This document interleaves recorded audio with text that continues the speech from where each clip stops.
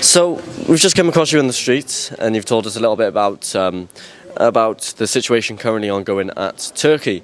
Would you like to explain a little bit more of that, please? In Turkey right now, that what's going on is 50% of the people is on threat actually because of the Hüda-Par. Hüda-Par is on the parliament and which is actually I don't want to say more, but I think it's enough. Hüda-Par in the parliament.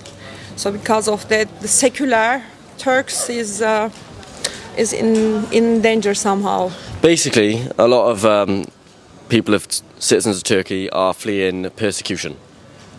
Yes, because if you say anything against the government, 5 in the morning they come your home and they taking you from the house, and sometimes we even don't know what's happening to them.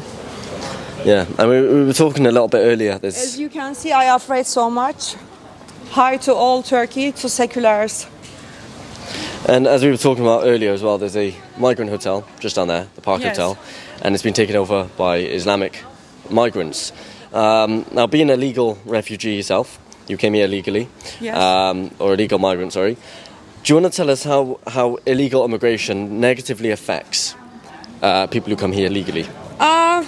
One thing I want to correct, I mean, we shouldn't divide people, Islamic immigrants or not Islamic immigrants, because some Muslims also really nice people. So there's some bad people maybe in Christianity as well. But as I always support that you should follow the law, and there is some people is just coming here for economic circumstances, and they are not saying the truth, and because of that, the nice and right people really pass through some bad things. Unfortunately, these people is being they have prejudices, so they don't deserve. Yeah. And, you pointed out the difference there. Sorry. And you pointed out the difference there, why division doesn't work. But how does it negatively impact the people who've come here legally?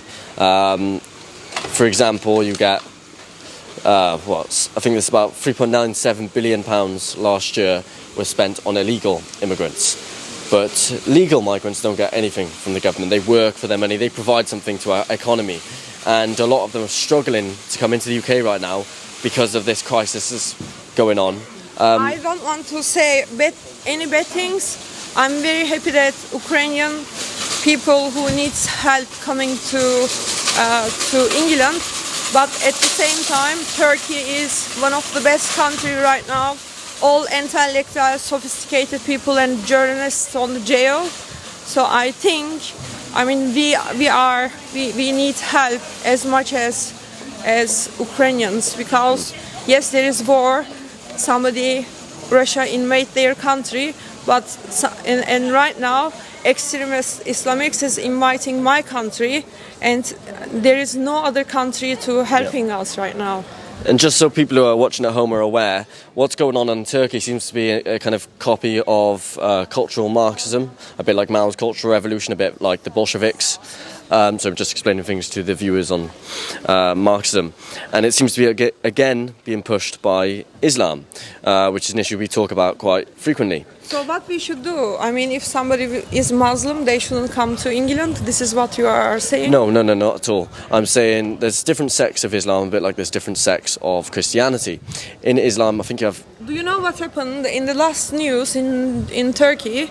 We became a European Union champion, which I'm proud of, Turkey. And there's two girls, I don't want to say their name wrong, but Ebrar and Melissa, and they try to change their citizenship just because they are gay. Yeah. And you mentioned you're Turkish as well, but you still believe in England and England values. I accept myself as English. I don't accept myself as Turkish. Right. Because this country protect me, and I respect it, and I want to live with English cultural value, and in the end, we are guests here. The home is belong to English people. Do you reckon all migrants and refugees should feel the same way if they come here on a I don't visa? think so, no. You don't No, think so? unfortunately not. No. Right. No. Do you think they should? So Of course. Yeah. Yeah, they have to respect England and respect the culture, respect their lifestyle. Yeah. And this is really important. When you go somebody's house, you cannot behave like the house is not. You cannot just go to kitchen and open the refrigerator and take whatever you want to take. You know, you cannot do that. You have to ask for permission. Yeah. And is there a website where people can come support your cause? Unfortunately, right now, because of the threats I'm having as an artist, I don't have Facebook and Instagram, but very soon I will have. So if you are in contact that time, we can talk again. Well, definitely, if we do talk again, we will, because we've got your number. We can reach out to you and you can send us a website or a social media following and we can help push that to our audience. Thank you so much. Thank you so much for talking to me. It's been an absolute pleasure. Cheers. First thing I want to point out, I'll put the video on the screen, but we have a lovely fence now at the Park Hotel. There's a difference between immigration and invasion. Yeah. Thousands of homeless, army, navy, everybody on the streets. That is where they should settle out and sort it. If those people who are coming on the dinghies, if there really were doctors and engineers and all sorts of things that are trying to pretend that the press is trying to tell you they are, then they could actually easily get illegal.